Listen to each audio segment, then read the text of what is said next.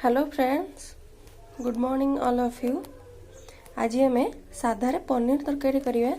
से मु पनीर काटी, आलू किछि कैप्सिकम जेहेतु आम साधारे करिया तेणु मसला मुझे किछि अदा काजू और चारुमगज अल्प आउ तेल रे पकेया कि गरम मसला किछि जीरा आउ गुजराती। फास्ट आम अदा काजू चारुमगज जीरा को ग्राइंडिंग करदे। लंका आपण पकई पारे जेहेतु छोट छुआ खाइब तेणुक मुझे लंका पकाउनी। देखो मुझे तेल दे देइछि, तेल भी गरम हो आसलानी। एबे हमें पनीर आलू आ कैप्सिकम को भल भाव पनीर आलू कैप्सिकम एठी मु छाणी देइछि। एबे हमें कड़ाई रे तेल बसेबा पकेबा। तेलटा गरम हो गलानी। एबे हमें चीनी पकेबा। चीनीटा ठीक गरम हो गलानी। एबे हमें ए गरम मसला उड़े पकेदवा। तापरे मसला पकेबा। देखंतु मैं मसला बाटी देइछि।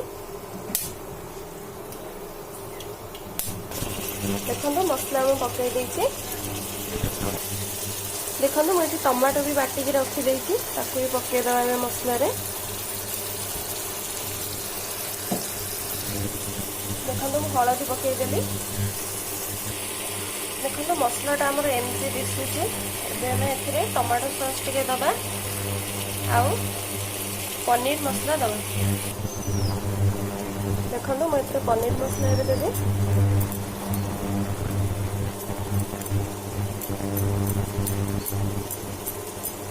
लंका गुंड मु यूज करूनी कारण छोट छुआ खाइबे आपण पकई परिबे।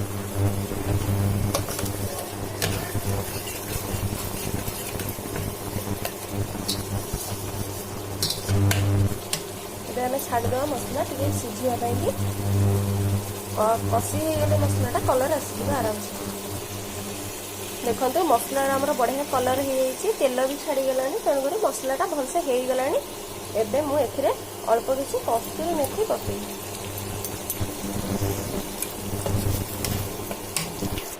देखो मसला आमर पूरा हो गला। एबे मु कैप्सिकम आलू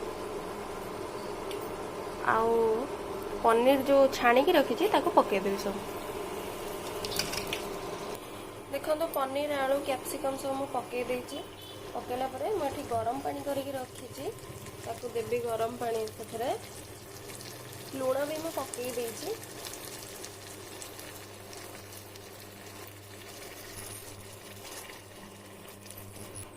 देखो मैं पानी देदेली।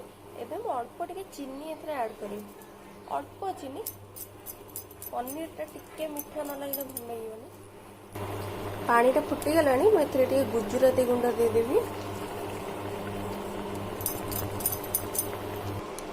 देखंतु पनीर आमर रेडी हो गला। एबे हमको सर्व करिवे खाइबे पाएंगे। देखंतु पनीर आमर पूरा रेडी हो गला। मु बाढ़ी भी देइछि।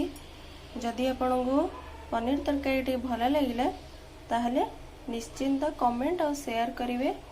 आ जदि आपनको मो चैनल टी भल लगुची ताहले लाइक शेयर और सब्सक्राइब निश्चिंत करिवे। धन्यवाद।